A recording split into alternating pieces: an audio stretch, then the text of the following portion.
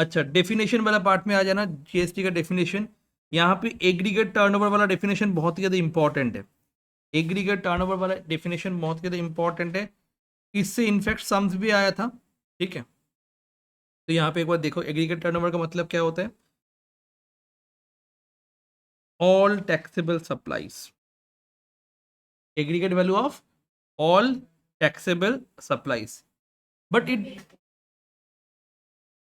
34, but it does not include the value of inward supplies. It does not include the value of inward supplies. Inward supplies को हम लोग इसमें include नहीं करते। on which tax is payable by a person on reverse charge basis.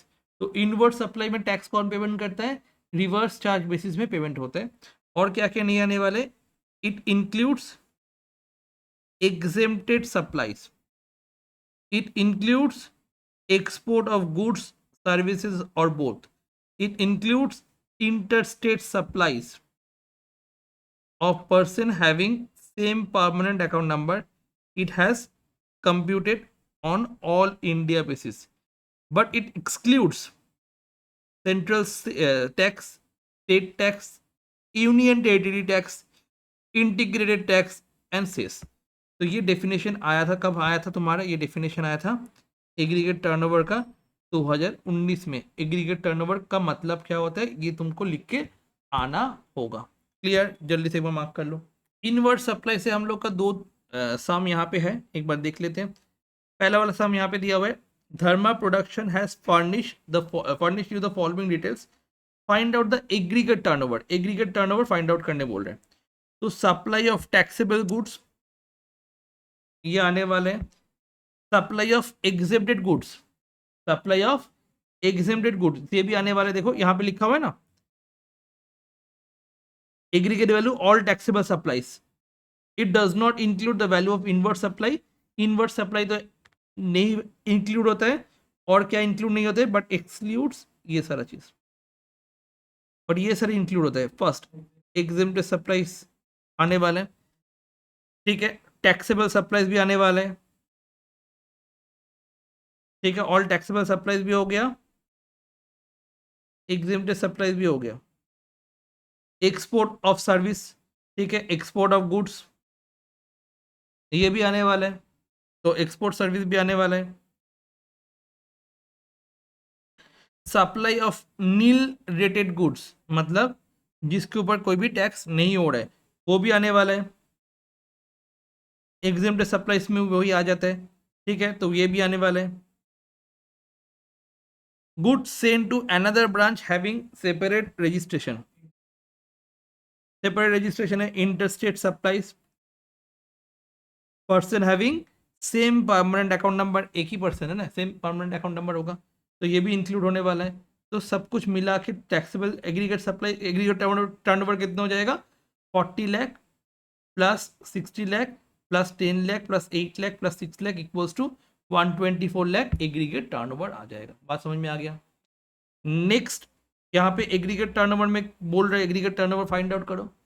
इसमें 5 लाख में including GST है, 5 लाख के इंक्लूडिंग जीएसटी कितना है, 40,000। और यहाँ पे बोल के रखा था, but exclude central sales tax, state tax, union territory tax, integrated tax and cess. मतलब ये जो जीएसटी इसके अंदर इंक्लूड किया गया है, 5 लाख के अंदर जो इंक्लूड किया है जीएसटी, इससे हम लोग को क्या करना होगा, जीएसटी माइनस कर देना होगा। माइनस करने के बाद एग्रीगेट टर्नओवर के लिए लिखना होगा। तो 5 लाख माइनस 40,000 दैट इज 4,60,000 तुम्हारा क्या हो गया, टैक्सेबल सर्विस हो गया। फिर inward supply onward under RCM, RCM का मतलब क्या हो गया, रिवर्स चार्ज,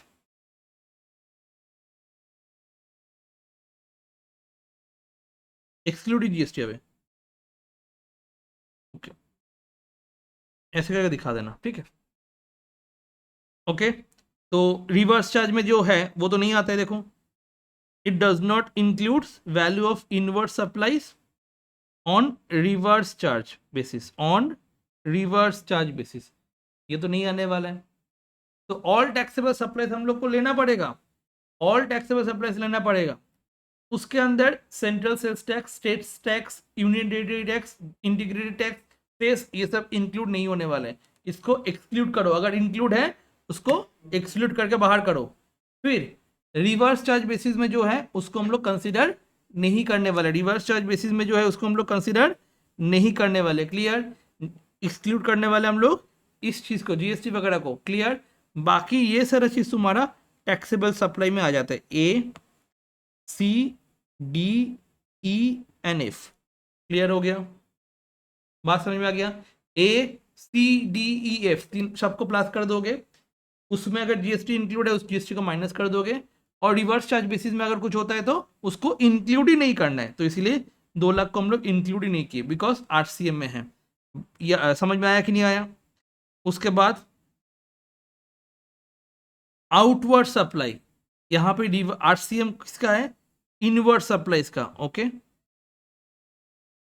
इनवर्ड सप्लाईज का आरसीएम है, इनवर्ड सप्लाईज का आरसीएम वो नहीं कंसीडर किया जाएगा, बट आउटवर्ड आरसीएम का कंसीडर किया जाएगा।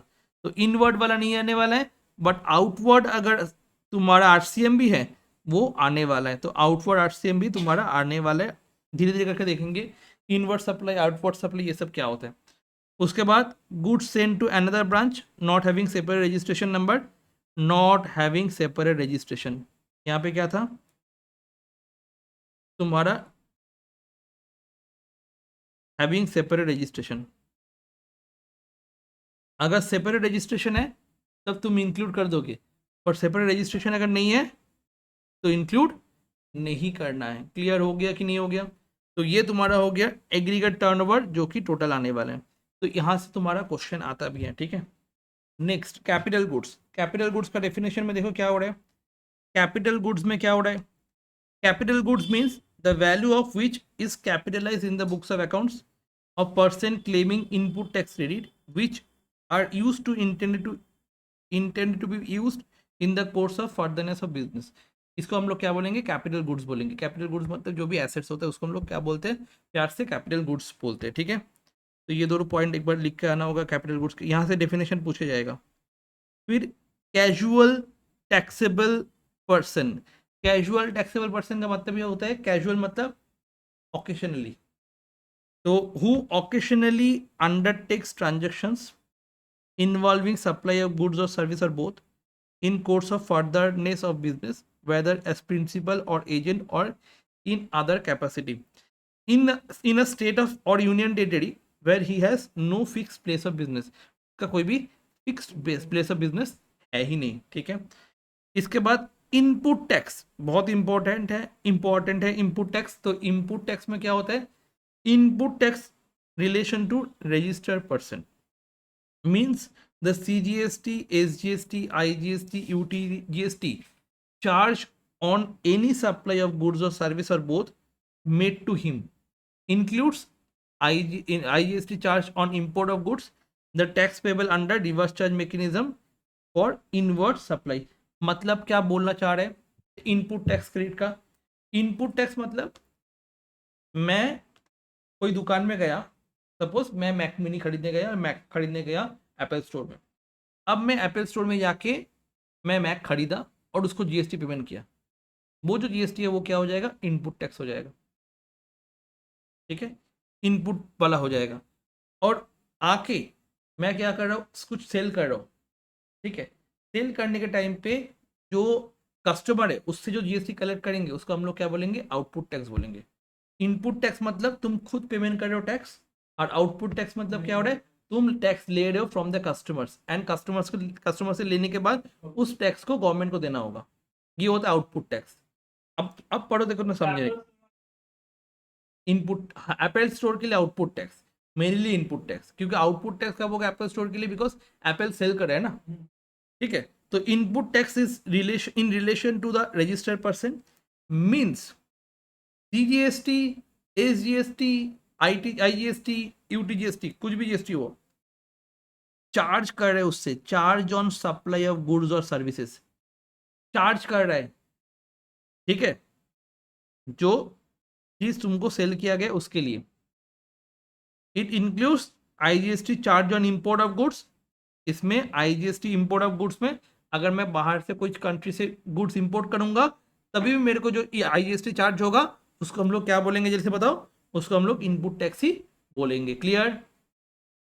एंड अगर tax payable under reverse charge mechanism में इनवर्स सप्लाई अगर होगा उसको भी हम लोग क्या बोलेंगे, जल्दी से बताओ, उसको भी हम लोग इनपुट टैक्स कैटेगरी में रख देंगे। क्लियर। तो इनपुट टैक्स समझ में आ गया। इसके बाद आते तुम्हारा आउटपुट टैक्स। आउटपुट टैक्स मतलब tax charge under this act on taxable supply made by him और बाय हिज एजेंट। मतलब क्या कर रहे हो, तुम किसी को सेल किए हो, उस सेल के बदले में तुम उसको उससे क्या चार्ज कर रहे हो, टैक्स चार्ज कर रहे हो। इसके लिए क्या बोलते हैं, तुम्हारे जीएसटी के लिए। तो वो जो टैक्स तुम जीएसटी के लिए चार्ज कर रहे हो वो टैक्स क्या हो जाएगा, आउटपुट टैक्स हो जाएगा। That means GST collected from customer by sale of goods, उसको हम लोग क्या बोलेंगे, आउटपुट बोलेंगे।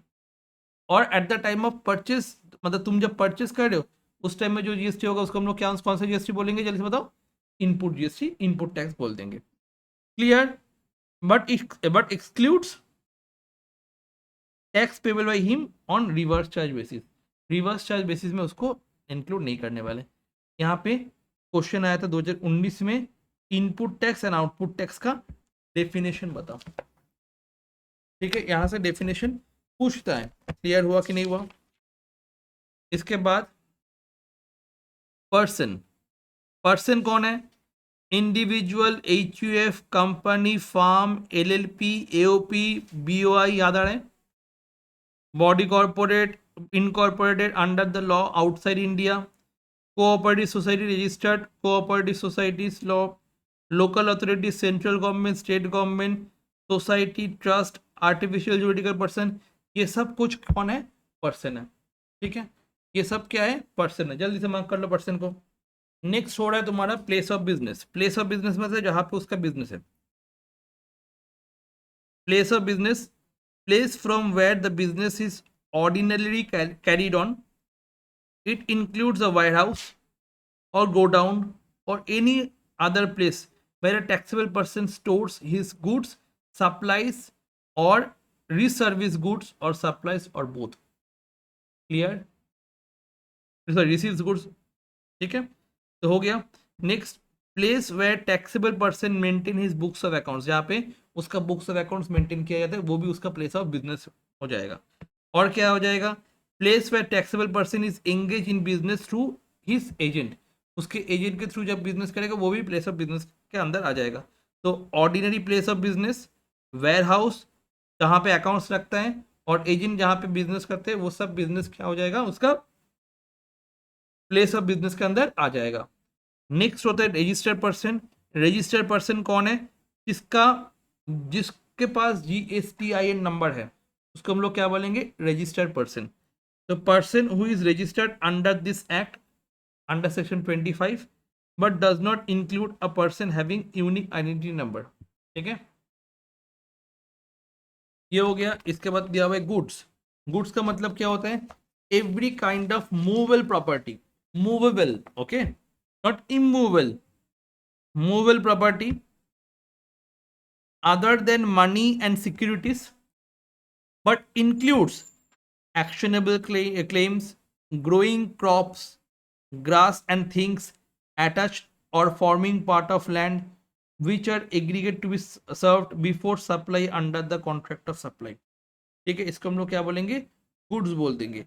और सर्विस में क्या आ जाएगा, अच्छा गुड्स देखो डिफाइन किया, define as per central goods and services tax.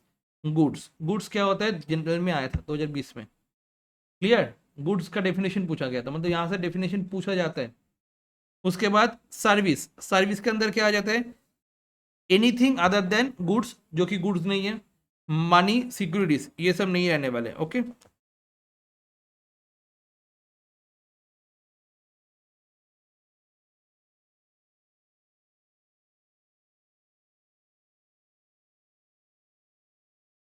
ठीक है, चलो नेक्स्ट तुम्हारा यहाँ पे ये तो हो गया, define as per central goods and services, service क्या होता है। ठीक है, एक से next one, taxable person. Who is taxable person? Person who is registered or liable to register under section 22 or 24. Section?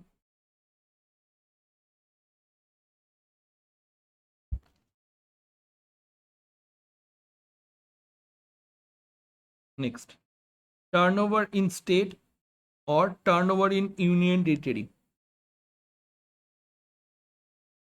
Turnover in state or turnover union territory means and the aggregate value of taxable and exempted supply made within a state or union territory by a taxable person. तो क्या होने वाले aggregate value of all taxable and exempted supplies कौन कर रहा है? Made with in a state और union territory, उसी यूनियन टेरिटरी में जो टैक्सेबल पर्सन है वो कर रहे हैं, excluding the value of inward supplies on which taxable by a person RCM. Export of goods or services both made from state or union territory by the said taxable person. तो यहाँ पे क्या हो रहा है? एक्सपोर्ट कर रहे goods कहाँ से? वही स्टेट और यूनियन टेरिटरी से. कौन कर रहा है? जो टैक्सेबल पर्सन है वो.